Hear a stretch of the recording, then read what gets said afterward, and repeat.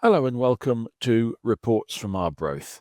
Our guest today joins us from Paarl in South Africa's Western Cape, 8,551 miles from Arbroath, and we are in the company of cricketing greatness. Cricket world is full of opinions, and very rarely are those opinions unanimous, but safe to say everyone's agreed in this instance.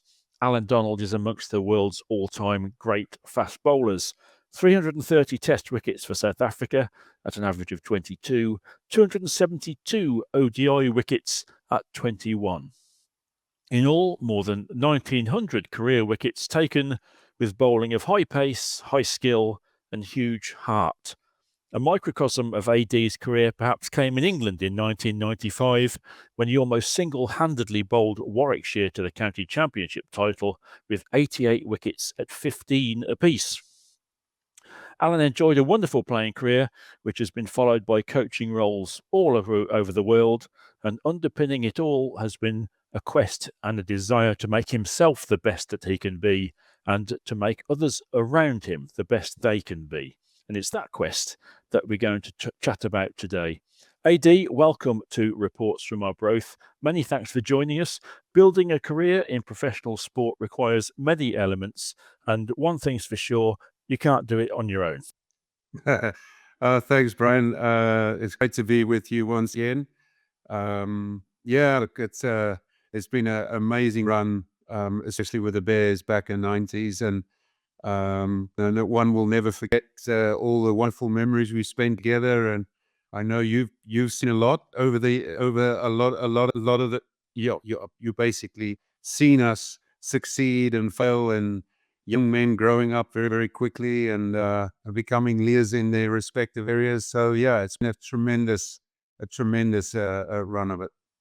And you mentioned young men and developing, and of course, you came across to Birmingham very early in your adult life, didn't you? But tell us about your days before that, as a formative young cricketer back in Blum at home. Tell us about your early days. I'll never forget the day when I was picked for the local under 13 cricket team. I was sort of mucking around. A lot of people laugh at me so badly when I say I actually started off as a leg spinner. And but that day, the teacher asked me whether I was keen to bowl some seam up. We had two seamers down. So, wow. And the best thing I did. I can't believe I'm even attempted that. But yeah, look, let's just say, I mean, from a parenting point of view, grew up tough. Mom and dad had some hard jobs that they had to endure in their lifetime. You talk about being at work at 5 in the morning.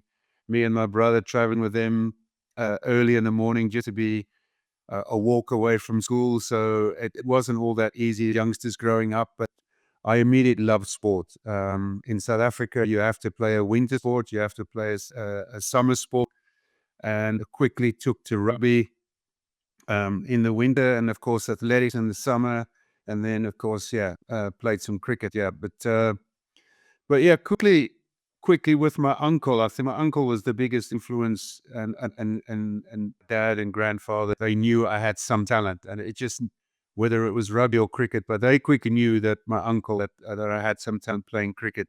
So he sort of stuck to me a little bit and nurtured me and mentored me.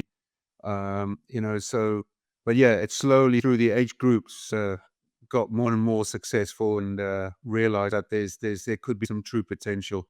And that potential, at some point, did you talk to your family and think, well, actually, this could be more than just a bit of fun in my life. This could actually be my working life and career. At what point did that become the sort of thought? This could be my life. I think when I started meeting the Cronje family, Ebi Cronje, Ansi Cronje, his brother Frans Cronje, they're a very, you know, excuse me, sought after a sporting family. Mr. Cronje worked at the Free State University.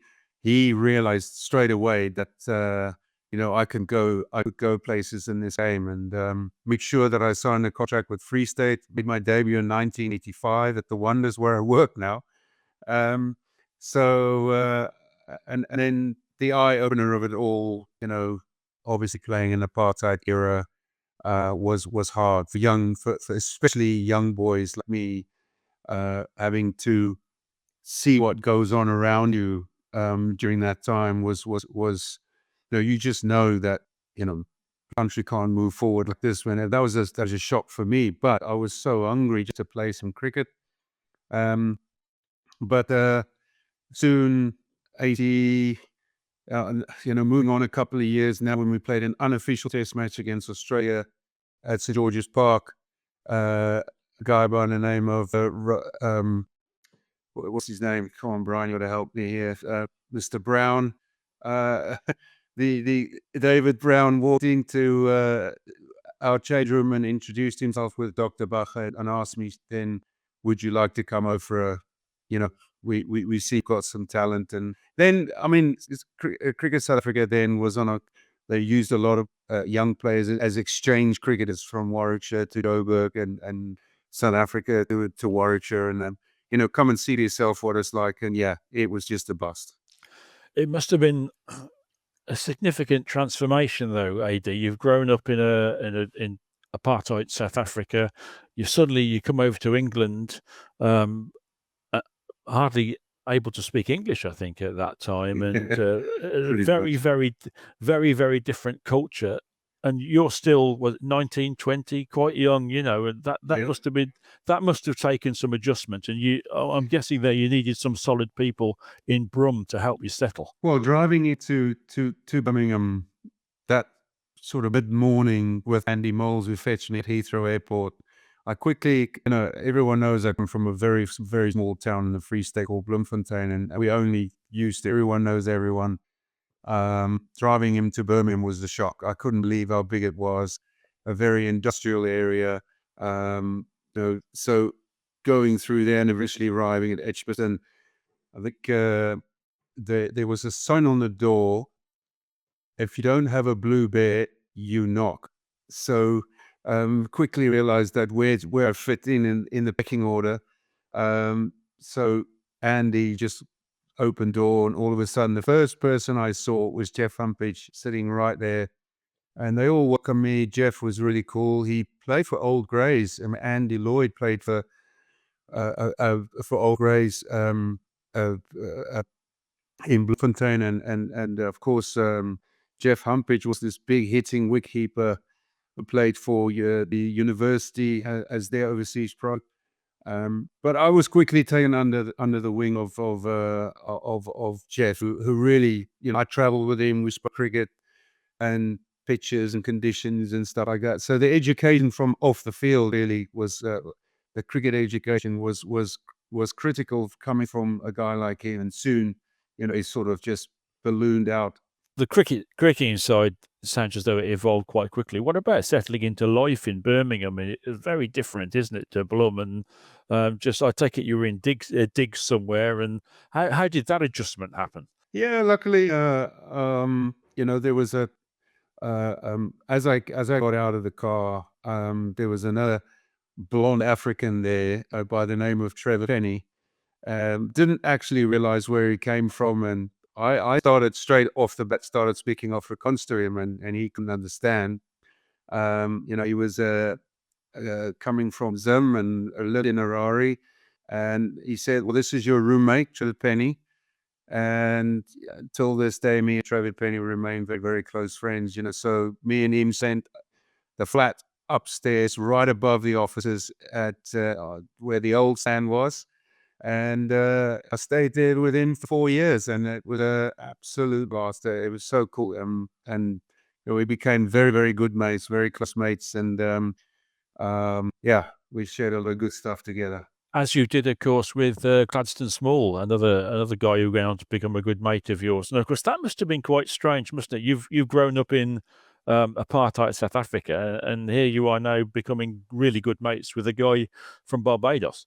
Yeah, I mean, so we sort of followed the Ashes series in 86, 87 in South Africa, and I noticed that Gladstone Small and came from Warwickshire. He plays for Warwickshire, and I knew that I was going to Edgbaston, and I became sort of fascinated about Glad, and and way he bowled. And he was a fantastic bowler. I think he took 4 or 5 wickets in the Melbourne Test match, the Boxing Day Test match, to help England win that very tense Test match. But I can wait for him to come home because to Birmingham, I mean. So and equally, he was just such a chilled guy, really chilled guy, and he effectively became our bowling coach. With not being a bowling coach, but a mentor, a guy that I can look up to, a guy that I can relate to. We never had that in South Africa. And always had coaches who were stern and hard, tell you this is the way you're going to do it. He was always by my side at mid-off and mid-on. Um, and yeah, I mean, I changed in the opposite corner that he was in the old dressing room. So he's just a hoot and always has been. So yeah, I mean, I've often said it. I've often said it in interviews that Gladstone Small became a real well, he was a coach before Bob Woolmer came along, and then that relationship took it to another level. But Glad was instrumental in what I achieved there. So you obviously grew up in Blum, and now you're developing in Brum.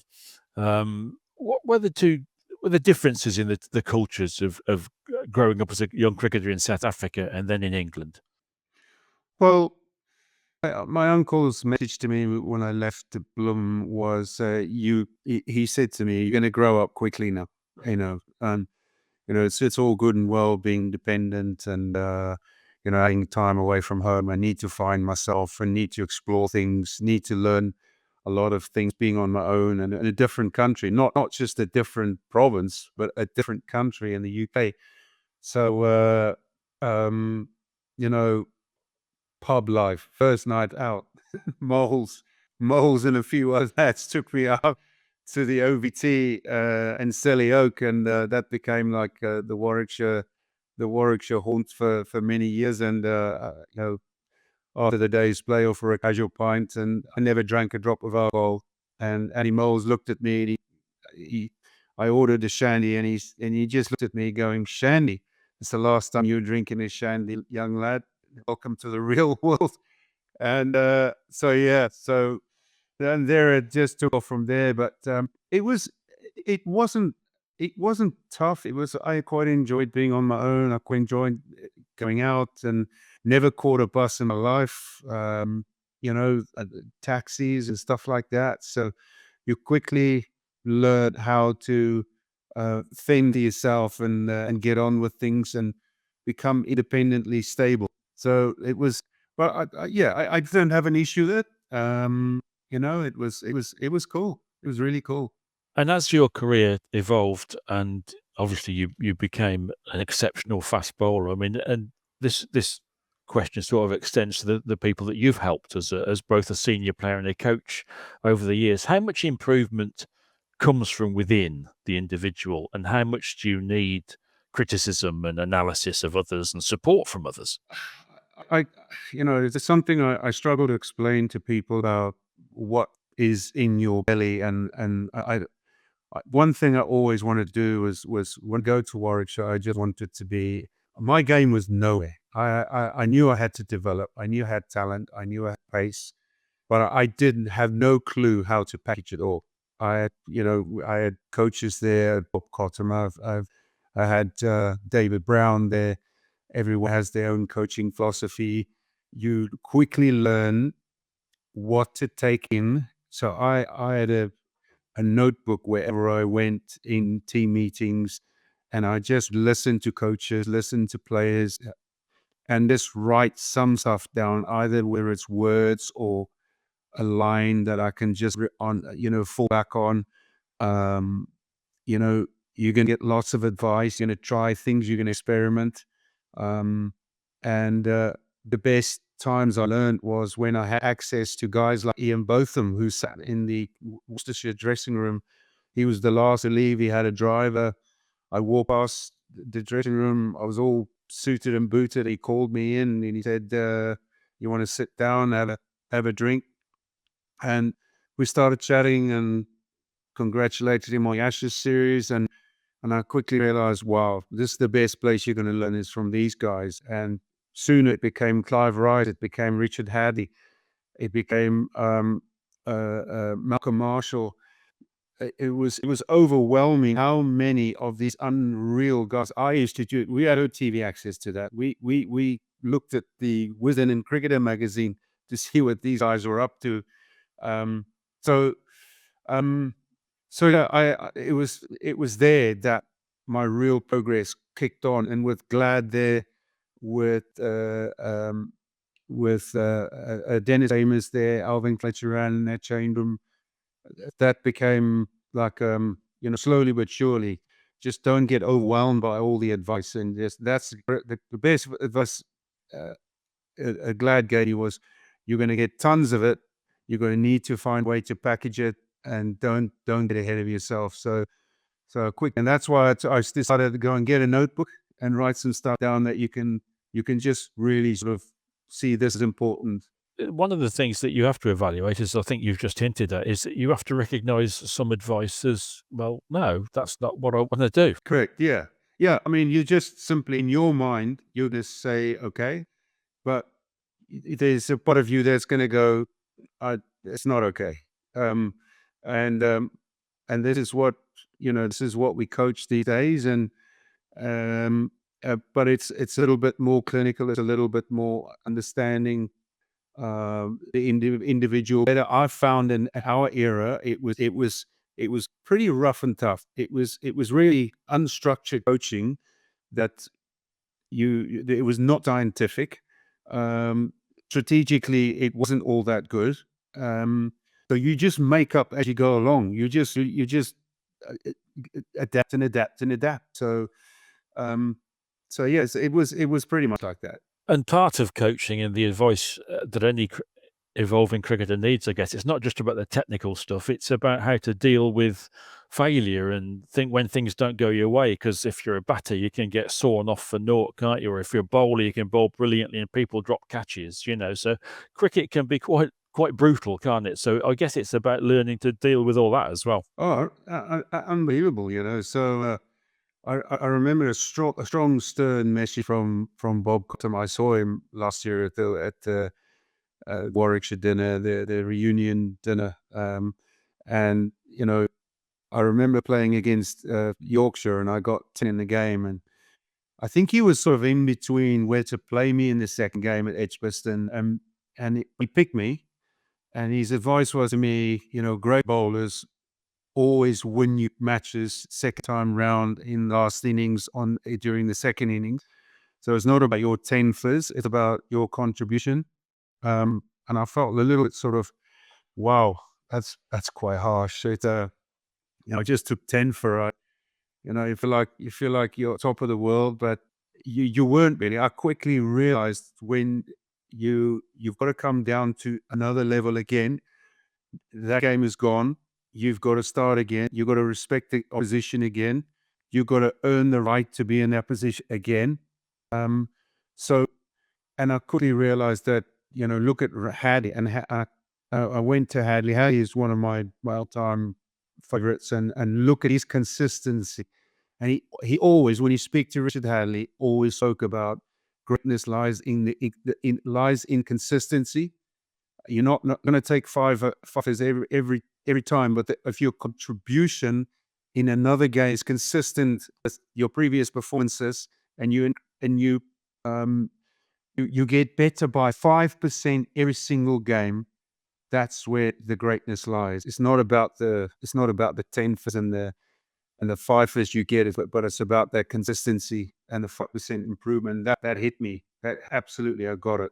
You clearly over the years benefited from advice from some amazing people and some amazing cricketers. I mean, as you improved, AD, and you did obviously become an exceptional cricketer yourself, um, did you still need that support? Did you slightly less need advice and guidance as you felt that your game was pretty much improving as it should be? It's a great question that I don't get asked a lot, because as a young guy, I looked to latch on to someone's knowledge, and a guy that didn't necessarily have to tell me exactly how you're going to do it. It's a guy that I could just bounce off some ideas, and that meant clearly when Bob Woolmer walked into the change room, that changed my life. 100% all over. He was technically unbelievable. Um, but where he was even better was he deflected technicalities into being a fierce competitor. I knew I was a fierce competitor. I knew it. I wasn't really a fan of technique, but once he sorted me out in terms of who I was as a bowler and what my identity looked like, what rhythm should look like, and every technical aspect of my bowling action was pretty much waxed and sorted out. All he was wanting for me is to lead. Um, is fiercely lead and um, and and and just be the best beast you can be every single day. And that is the one thing that I think the youngsters of today now probably default back to when they think it's actually when they've had a bad day. The first thing they look at is probably a technical issue, which it is not. It's just not. Your mind is not in the fight, and that for me was such a big thing. Is that old saying is "fake it till you make it," and fake it all day. If things are going bad, it's for the team. It's not for you. So he took that selfish element straight out of it, and he was honest with me. There's no, if you have a bad day, it's not about you. I'll show you. I'm not going to even tell you what it was about with the action. It's got nothing to do with action. You were not the best competitor. I know you can be, and that's so true. Of course, after your playing days, you have coached considerably all over the place, and hopefully one or two more interesting wrinkles to that plot still lie ahead. But do you? Is that the mentality that you try and instill in young cricketers around you and all cricketers around you, that actually a lot of it is not technical, it's all in here, isn't it? Yeah, yeah, yeah. But I think the way of coaching now, especially in domestic cricket, first class cricket, it doesn't matter where you are around the world, is now it's very important. No one really asked me about the person that I was. No one really asked me about my background. No one really asked me about my mom and dad. So now, if you sit with someone you don't know, these are the background checks that I need to find out from my specialist point of view. Is that I need to know the individual really, really well. So if he's got problems at home, he's going to have problems in the dressing room, mate, and that's going to affect him. So that's where we go first now, is to identify, really put in some work about who we're working with. Forget about the talent. We can look with the talent. But long story short is, once you've identified that, you know the bloke, and you make him feel really a part of your passion for fast bowling, and he believes you that I can back him all the way. Then you can work with it. But the big issue now is, first of all, there's so many other things that clutter the mind, especially when kids have a bad day or a bad week, or a it's self blame. It's I wasn't snapping okay. So the truth is always, okay, here it is. I'll let you watch it on screen, and you tell me what you felt in these moments. So it's become a little bit more. I'm not talking about up there. That's a different level. Those guys, when they arrive there, they don't have those issues. They're there because they've done exactly the stuff that I'm talking about now at domestic level. But domestic level is tricky. Is very tricky. It's interesting, actually. You mentioned the word there, clutter, and there's an awful lot of information around for cricketers these days, isn't there? Data and analysis. And I do remember a Warwickshire opener a few years ago coming in. He'd just been out, LBW, and he came in to have a look at the video footage and to find out which way the ball had moved, and actually just missed a full toss, and it had been LBW to a full toss. Sometimes, do you think almost there's a bit of an excuse culture as well, because there's so much information around? Yeah, it's 100%. It's not enough. You've just played the most horrendous shot in the world, and you're coming off and you're looking for a technical fault, but actually, you know what? That was just a horror shot. You missed a full toss.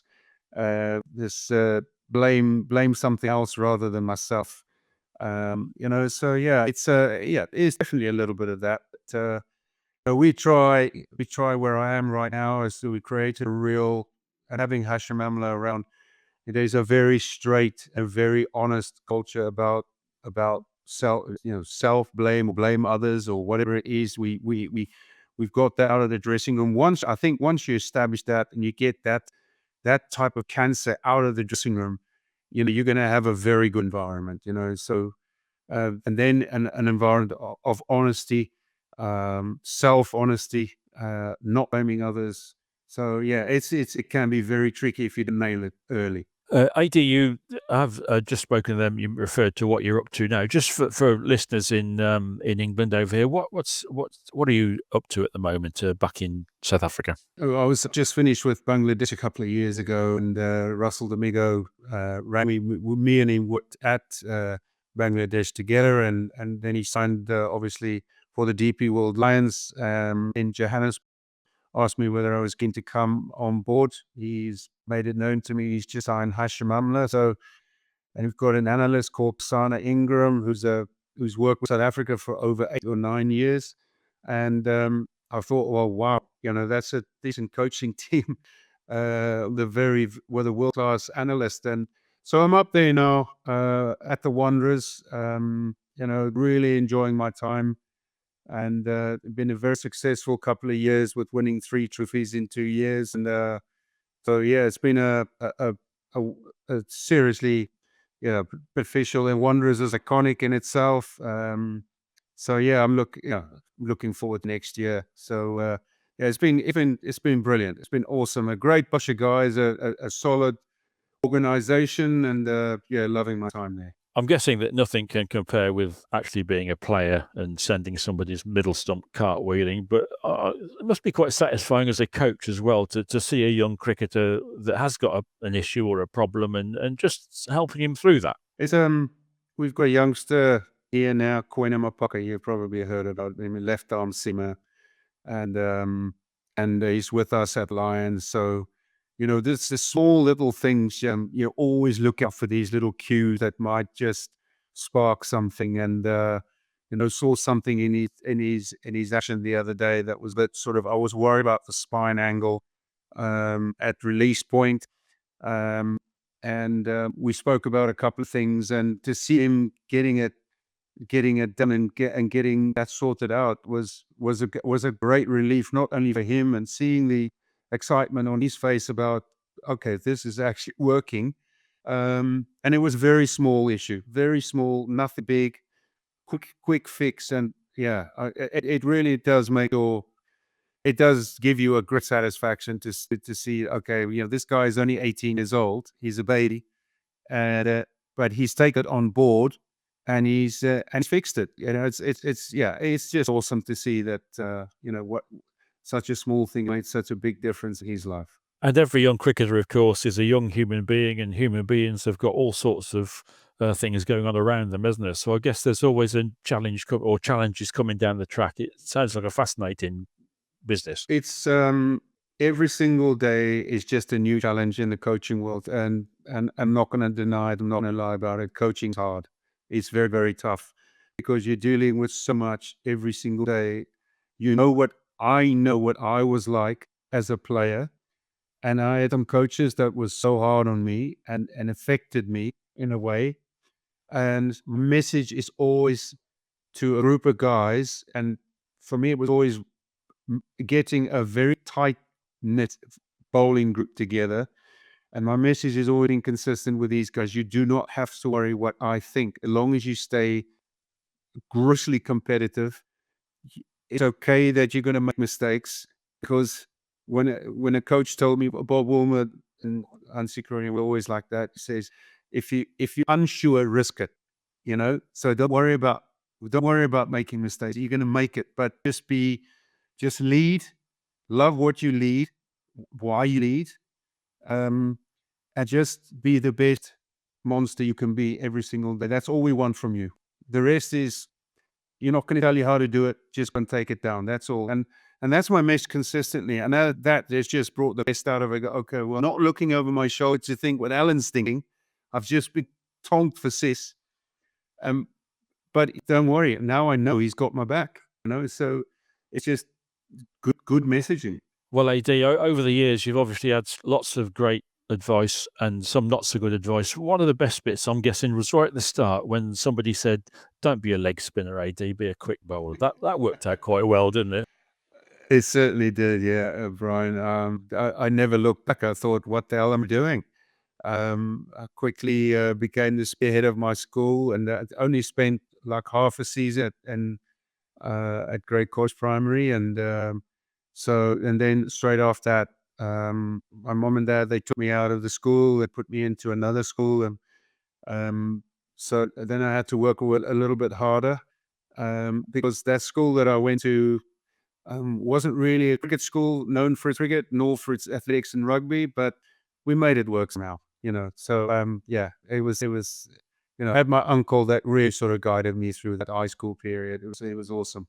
Well, it worked out quite well, didn't it, AD, in terms of your playing career? And now you are hopefully putting lots of boys and girls on the correct path as well. So that's a wonderful thing to do.